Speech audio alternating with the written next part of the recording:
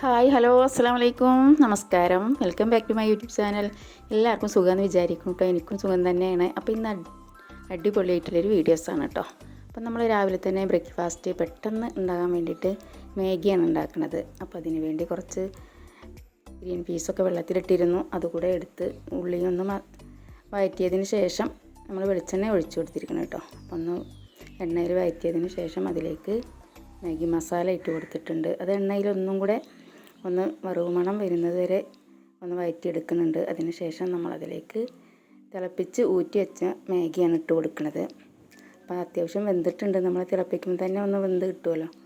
ചെറുതായി ഒന്ന് ഇളക്കി ഒന്ന് മൂടി വെച്ച് വേവിച്ചാൽ പെട്ടെന്ന് നമ്മളെ ബ്രേക്ക്ഫാസ്റ്റ് തയ്യാറായിട്ടോ. അപ്പോൾ ഇങ്ങനെ ഉണ്ടാക്കാറൊന്നുമില്ല, പക്ഷേ ഇന്ന് കുറച്ചധികം ജോലിയുണ്ട്. അത് കാരണം നമ്മളിന്ന് മാഗി, ഇനി നോമ്പൊക്കെ അല്ലേ ഇത്, അപ്പോൾ അതൊക്കെ വെറുതെ അങ്ങ് പോവുള്ളൂ. അപ്പോൾ അതിന് വേണ്ടി ഇന്ന് മാഗിയാണ് എടുത്തിരിക്കുന്നത്.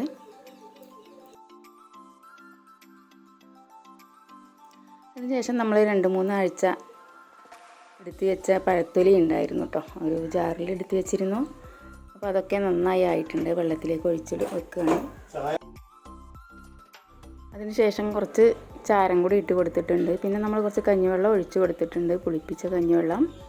അപ്പം നല്ല ഗ്രോത്തോടു കൂടെ വളരാൻ ഇത് മാത്രം മതി കേട്ടോ.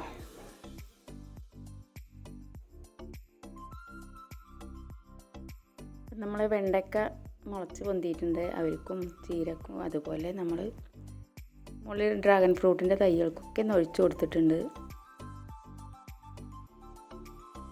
കുറച്ചധികം വെള്ളം ഒഴിച്ച് കൊടുക്കുന്നത് ഏറ്റവും നല്ലതാണ് കേട്ടോ. നമ്മൾ തിക്കോടുകൂടി വളരാൻ കഞ്ഞിവെള്ളവും പഴത്തൊലിയും എല്ലാം ഒന്ന് ഒഴിച്ചു കൊടുക്കുക. അപ്പോൾ നമുക്ക് ഒരു മാസം കൊണ്ട് തന്നെ അടിപൊളിയായിട്ടുള്ള ചീരയും വെണ്ടയ്ക്ക മുട്ടിടാനും ഒക്കെ തുടങ്ങും കേട്ടോ. അപ്പോൾ ഒരുപാട് ഗുണം ചെയ്യുന്നതാണ് ഇപ്പോൾ പഴത്തൊലി. അപ്പോൾ അധികം കളയാതെ ഒരു ജാറിൽ ഇങ്ങനെ ഇട്ട് വെച്ചാൽ മതി. അപ്പോൾ അതൊക്കെ കഴിഞ്ഞ് നമ്മൾ ഫിനിഷിങ് പോയിന്റിൽ എത്തിയിട്ടുണ്ട്. നമ്മളെ വീട് ക്ലീനിങ് കേട്ടോ. അപ്പോൾ അടുന്ന് അടുക്കളയാണ്. അപ്പോൾ അടുക്കളയുടെ ജനലും ഒക്കെ ഒന്ന് തുടച്ചെടുക്കുകയാണ്. അപ്പോൾ നന്നായി ഒരുപാട് സമയം നമ്മൾ അടുക്കളയിലായിരിക്കും ജോലി കേട്ടോ. അപ്പോൾ എന്താ പറയുക, വിറകടുപ്പൊക്കെ നമ്മൾ അടുക്കളയിലാണ്. അപ്പോൾ പുകയും കരിയും ഒക്കെ ഒരുപാട് അങ്ങുണ്ട്.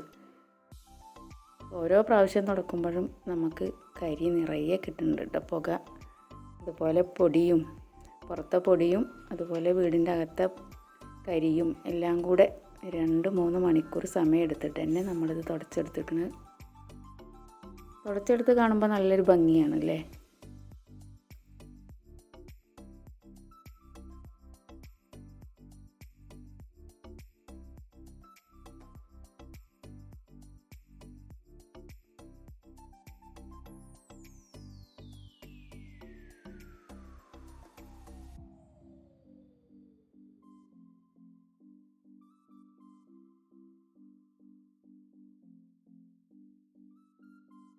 അതിനുശേഷം നമസ്കാര കുപ്പായം, മുസല്ല ഇതെല്ലാം ഒന്ന് കഴുകി ഒന്ന് ഉണക്കാൻ വെച്ചിട്ടുണ്ട്. പെട്ടെന്ന് ഉണങ്ങി കിട്ടും, നല്ല വെയിലാണല്ലോ.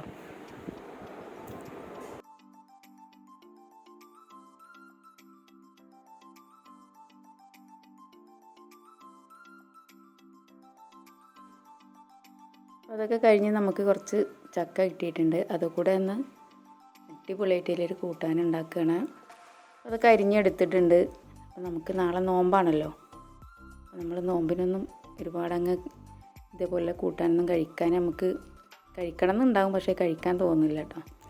നോമ്പ് തുറന്നാൽ പിന്നെ ഒന്നും വേണ്ടാന്ന് തോന്നും. കുറച്ച് വെള്ളം മാത്രം കുടിച്ചാൽ തന്നെ നമുക്ക് പിന്നെ ഒന്നിനും ആഗ്രഹം ഉണ്ടാവില്ല. അങ്ങനെ അടിപൊളിയായിട്ടുള്ള കൂട്ടാനൊക്കെ ശരിയായിട്ടുണ്ട്. അപ്പം ഒരുപാട് ഡീറ്റെയിലായൊന്നും കാണിക്കണില്ല. നമ്മളെ ചക്കയിലേക്ക് വലിയ ജീരകവും തേങ്ങയും വെളുത്തുള്ളി ഒന്ന് അരച്ച് ചെറിയ ഉള്ളിയും കൂടി കൂട്ടി അരച്ചെടുത്തിട്ടുണ്ട് പേസ്റ്റ് രൂപത്തിൽ. അടിപൊളിയായിട്ടുള്ള കൂട്ടാനാണ്.